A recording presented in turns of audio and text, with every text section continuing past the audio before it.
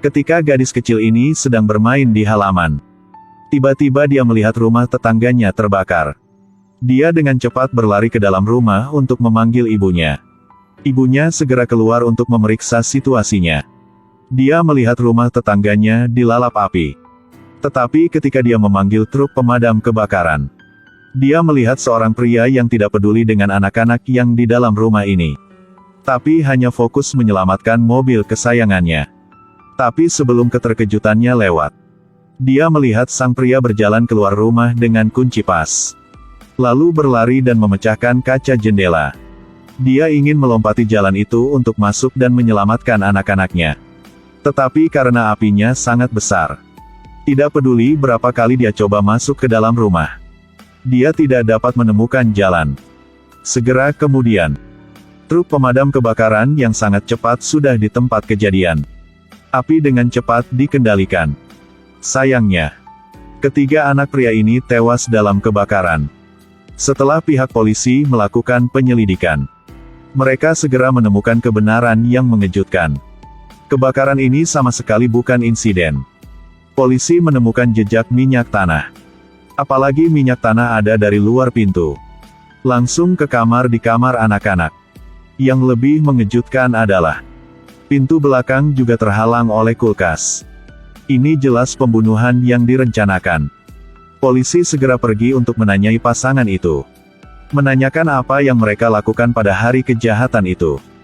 Ternyata saat ini, Julie menganggur dan harus tinggal di rumah. Apalagi keluarganya juga bangkrut. Sehingga istrinya Stasi terpaksa bekerja lembur untuk mempertahankan hidup keluarganya.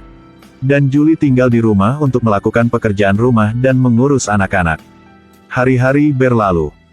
Pada suatu hari, Julie seharusnya tinggal di rumah untuk merawat anak-anaknya. Tetapi dia tidak hanya nongkrong sepanjang malam, tetapi di tubuhnya juga berbau aroma parfum wanita. Jadi pasangan itu bertengkar. Kemudian sang istri pergi bekerja seperti biasa. Dan setelah Julie menidurkan ketiga anaknya, dia minum bir dan tertidur juga. Namun keesokan paginya, Julie tiba-tiba mendengar jeritan putri sulungnya. Dia dengan cepat berlari keluar untuk memeriksa, dan menemukan rumahnya dilalap api. Julie mengabaikan semua untuk lari ke kamar anak-anak. Dia ingin menyelamatkan mereka dari api. Dia menemukan bahwa putri sulungnya tidak ada di tempat tidur. Jadi dia segera berlari untuk menyelamatkan kedua putri kembarnya terlebih dahulu. Tapi sekarang dia tidak bisa bernapas.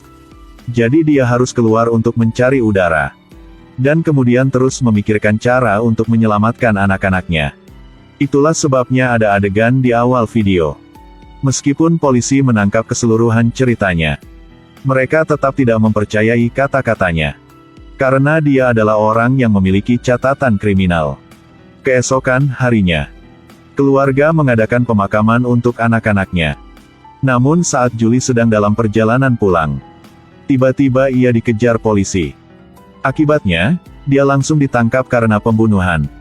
Dan kemudian dikirim ke penjara oleh polisi.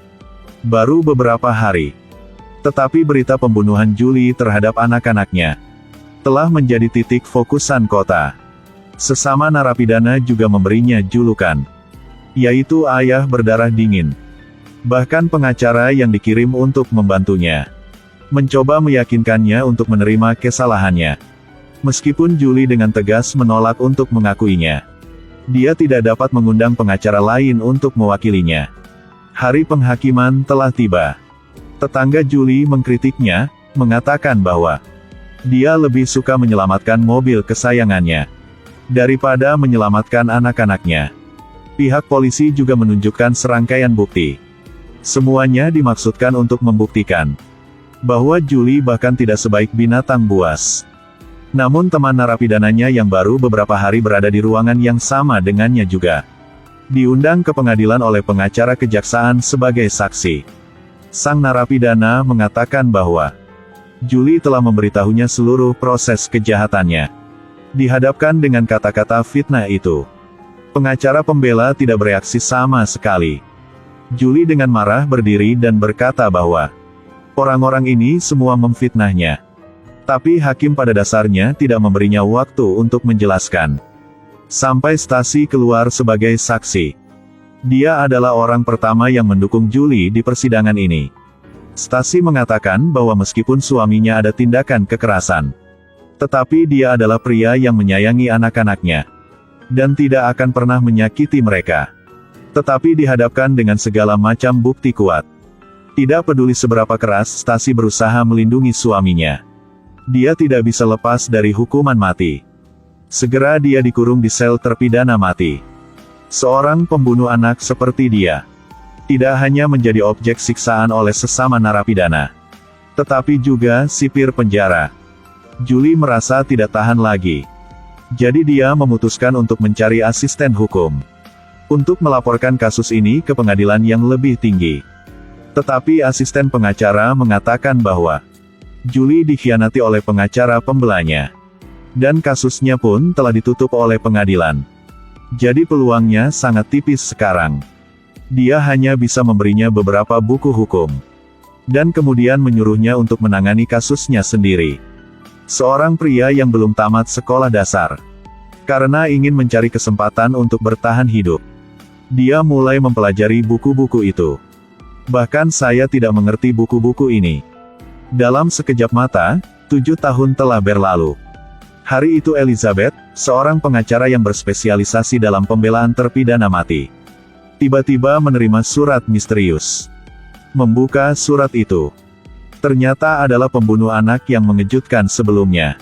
Dalam surat itu dia menulis bahwa dia ingin bertemu dengannya. Setelah Elizabeth mengetahui apa yang telah dia alami, dia tiba-tiba merasakan keadilan. Jadi dia tidak bisa menunggu lebih lama lagi dan pergi ke penjara untuk bertukar informasi dengan Julie untuk lebih jelasnya. Setelah itu, dia pergi ke kantor kejaksaan dan bawa pulang berkas kasusnya. Dia mempelajari setiap proses mendapatkan bukti kasus, dan menemukan bahwa hampir setiap tahap memiliki kesalahan yang tak termaafkan. Yang pertama adalah kesaksian yang diberikan oleh tetangga. Julie jelas ingin masuk dan menyelamatkan anak-anak. Tetapi ketika tetangga bersaksi di pengadilan, dia memberikan kesaksian yang sepenuhnya berlawanan. Hal yang paling sialan adalah sang pengacara pembela.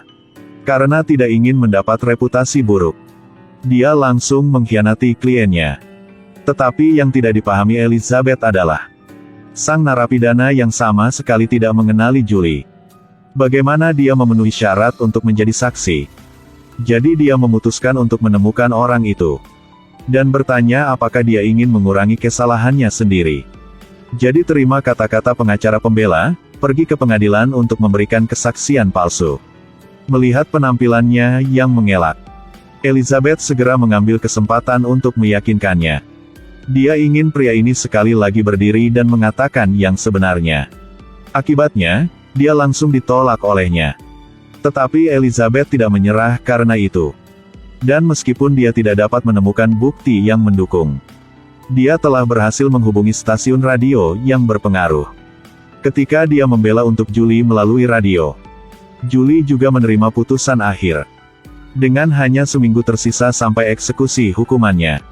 Karena tidak ingin menyia-nyiakan kebaikan Elizabeth, Julie mengaku dia telah menipunya, serta kebaikan semua orang yang peduli padanya.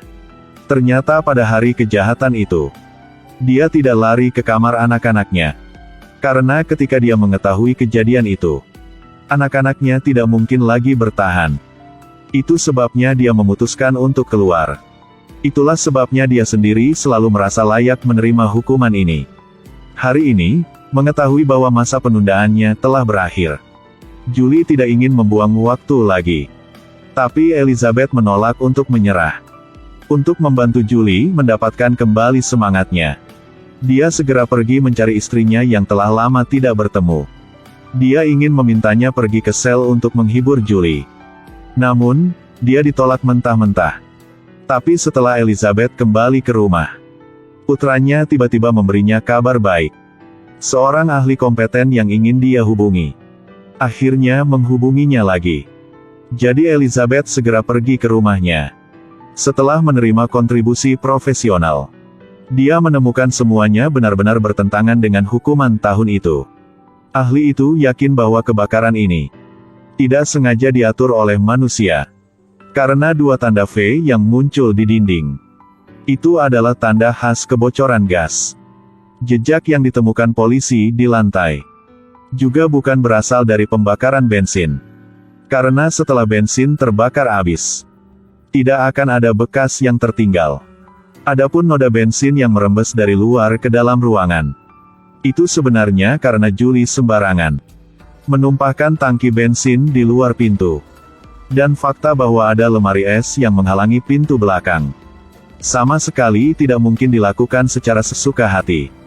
Karena karpet berada di bawah lemari es, tidak ada tanda-tanda pergerakan sama sekali. Jadi dari awal, lemari es sudah ada di sana. Elizabeth menggunakan laporan penilaian ahli untuk membuat bukti terbaru. Dan kemudian meminta rekan-rekannya untuk mengirimkannya ke kantor kejaksaan. Meminta pengadilan ulang kasus tahun itu. Akibatnya, kasusnya ditolak oleh kantor kejaksaan. Karena pengacara pembela saat itu sudah mengurus semuanya. Dalam sekejap mata, waktu eksekusi hukuman tinggal 2 jam lagi. Elizabeth tidak punya pilihan selain mengemudi sendiri ke kantor kejaksaan untuk menilai situasinya. Namun, karena mengemudi dengan tergesa-gesa, sayangnya dia mengalami kecelakaan lalu lintas yang serius. Tulang punggungnya terluka parah. Dan dia harus menghabiskan sisa hidupnya di kursi roda. Dan Julie dikirim untuk disuntik racun. Pada akhirnya dia tetap tidak bisa lepas dari takdirnya. Film ini adalah remake dari kisah nyata. Hari-hari kemudian, di bawah upaya terus-menerus dari Elizabeth dan keluarganya, semuanya akhirnya terungkap pada tahun 2011.